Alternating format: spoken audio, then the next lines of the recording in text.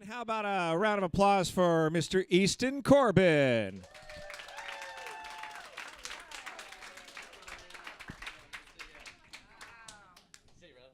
Good to see you. What's up, guys? How are you? Good to see you. There she is. Cowgirl. All right. Where's Chesney? Is that you? Oh. Okay. Well, hey there. I thought Kenny Chesney was back there. Is that Chesney? All right. We got another cowgirl.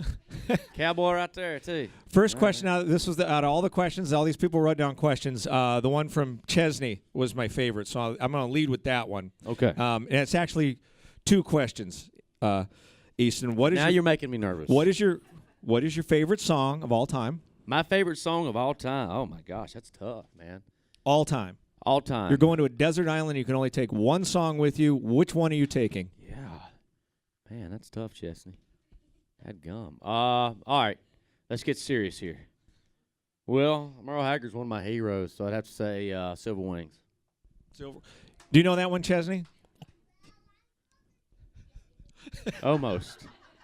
You will someday. She's just a little bit younger than that. Just a little bit. And here's Chesney's follow-up question. You ready for this one? Okay. What is your mommy's name? Wait, I'm joking. Okay. Delinda. That's my mom's name. Yeah.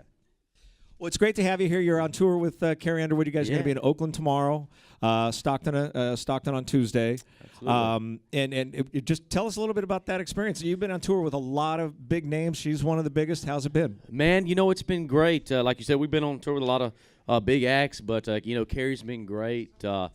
She puts on a heck of a show, and I got to tell you, man, her production out there, it's about as big as it gets, And so it's been really a great experience out there, and if y'all ain't got your tickets, you need to come out because you'll be happy you did. You mentioned a legend that passed away this week. I want to ask you about that because I know that you consider him your idol. Yeah, he's my biggest musical influence, and I grew up listening to a lot of traditional country music. I grew up around my grandparents, my dad, and that's really what they listened to. And it's funny, man. My granny and grandpa, they go back, Roy Acuff and Bill Monroe, things like that. And so I grew up listening to that type of stuff. But I would say my three biggest heroes are Keith Whitley, George Jones, and Merle Haggard. Of course, they're all gone now, but I just love that stuff. And when those guys sing, you know it, and you can tell when they sing because they felt what they were saying because they lived it. You had a chance to meet Merle, didn't you? I sure did. I was up Bowling Green, Kentucky, and he was playing up there at the college, and I got the rare opportunity to go up there and meet him. And I don't get starstruck very often, but I was. Did you geek up? I'm sorry. Did you geek out? Oh yeah. I was starstruck. Trust me. Yeah. Oh yeah. Let's see here. It's going to be tough following up Chesney's questions with some other audience questions, but if you don't mind, we will give it our best shot. Let's see. This is from Caitlin. Where's Caitlin? Caitlin? All right. And it says, AKA the birthday. Is today your birthday? Monday is? Happy birthday. Did you want a professional singer to sing happy birthday to you? Or?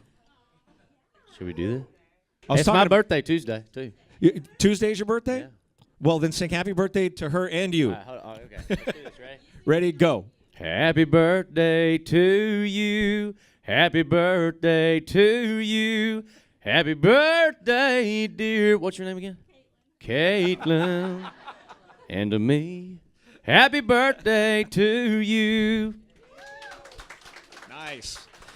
And she's actually got a great question. What is the one piece of advice that has been the most influential in your life? My grandpa always told me, and my dad, always be true to yourself, know who you are, and, especially, I think that really fits in well when you're making music, you got to be who you are. And this is from Caitlin's brother. Is that you, Harrison? Oh, okay. This is pretty good, too. It's the middle of the night, Easton Corbin, and you wake up to some sounds downstairs, and you realize your house is being burglarized. What's the first thing you grab? I am a gun owner. I am a gun owner. Good question. Let's see, there's Chesney's question. Sorry, I dropped the cards. What are a song or... You want me to hold that mic for you? Here. I need another hand. Here you go. Take those. There you go. I got the questions. What are a song and an artist that might be on your iPod right now that would surprise people? Surprise people. Let's see. I like ZZ Top. You know, some classic rock stuff. Yeah. What was the first concert you ever went to? I think the first concert I ever went to, Restless Heart concert. I was about 8 years old. Restless Heart? Yeah, Restless Heart. Nice. I love Restless Heart. But it's funny because I was we was on vacation, me and my family, in Bangor, Maine. And of course, at that age, I was, I really wasn't paying much attention. But I ended up going to Restless Heart concert. Did you know that you wanted to be a singer when you were that young, or is that? I've always wanted to do something in music. I mean, it just always spoke to me ever since I was a kid. It really has. And you actually got your recording deal while you were working at an Ace Hardware, and was it in Nashville? Yeah, it was in Nashville. It's funny. I worked at Ace Hardware during college, and so as soon as I graduated college, I moved straight to Nashville, and I tried to get a job at Bass Pro like every redneck does. I can say redneck because I am a redneck. And, of course, I'd probably spend all my money there. But anyway, it didn't work out, so I ended up just getting a job at Ace Hardware. And I was still working. In fact, I got my record deal, and I think still a year or two after I got my record deal, I was still working at Ace. You wanted to hang on to something solid just in case. Well, yeah, I was having to pay rent. Did you ever have you been back to that Ace since then? Oh, yeah, absolutely. Did they name like an aisle after you or anything? I wasn't, not quite, but maybe one day. Talk a little bit about your style. You have really adhered to traditional country in a time where country music is obviously changing. You turn the radio on and you hear all different influences right now. You're staying true to the traditional sound. Is there any temptation to kind of branch out a little bit, or do you stay true to what you know, what you love? Well, first of all, I think as an artist, you stay true to yourself and what you do. That doesn't mean you grow as an artist. I mean, I think as an artist, you're always growing and trying to, push some boundaries. But with that said, you still have to know who you are and not push it too far to where that's not you. You still got to stay within that. Here's another question. Is there a song that you wish you could have recorded or maybe passed on, maybe had an opportunity to sing and said, nah, it's not right for me, and it became a big hit for somebody else? Yeah, I Drive Your Truck. They actually pitched that to me, yeah. What made you pass on that? It was a great song. I think it was about his brother or something like that, and I didn't have a brother or anything, and so that I think that's those things about when you choose songs, it has to be something you can relate to, and no matter if it's a hit song, it might not be a hit for you, right? And it's all about knowing who you are, and that's where that all comes in. That's where the emotion comes from. Even though you maybe didn't write the song or have that experience, you've got to at least you still got to be able to relate to it and have some kind of exactly. Yeah. Is that the case with your new single? Yeah. This is a song that I love so much. I remember first hearing it. It's probably been 5 years ago now, and I just love that song.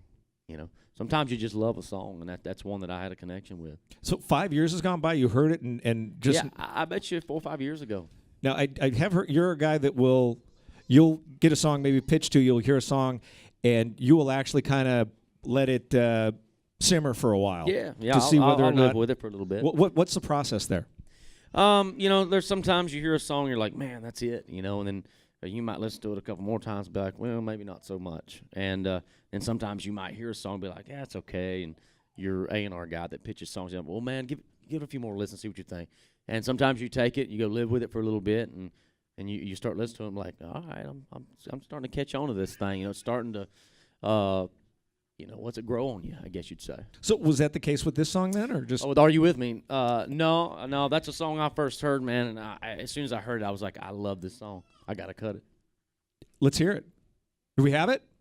We got it. You guys want to hear it? Real quich. Now, like I said, this song's go a ahead. little older. Set it up. And for me, I actually cut this song, I think 4 years ago, on my All Over the Road record, which was my second record. And by the time we were going to get to it for a single, that record was already 2 years old. So it was kind of old. We needed to kind of get some new stuff out. So as soon as I went in to record my third record, About to Get Real, I decided to take this song and move it over to that record because I wanted it to be a single. And sure enough, coming up, they were like, this is going to be your last single off this record. So was like, well, why not Are You With Me? And so, yeah, and a funny thing about this song, this is really random. About 7-8 months ago, my buddy called me. He said, hey, man, he said, I just heard Are You With Me on an EDM station. Do you know what EDM? Electronic dance mix, which is about as far away from what I do as. Had it been remixed, or was it? It had to have been. Well, yeah, it wasn't me, that's for sure. Unless I was drunk when I recorded it, but I wasn't. Anyway, I went and listened to it, and sure enough, it was this guy from over in Europe, a DJ called Lost Frequencies, and he had taken it, and he had remixed it, sped it up, and only had one verse to it, and over and over again, just that one verse. But it's pretty crazy how it caught on over there, and it's I think been a number one song in 10 countries. It was voted a top international dance song. Wait, so is it you and he took that line or whatever and sped it up? Or no, is it I didn't. I didn't know anything about it. They just took it and did it. I'm not a writer on the song, so I don't have to know. Okay, all right. So yeah, so that's pretty random. But,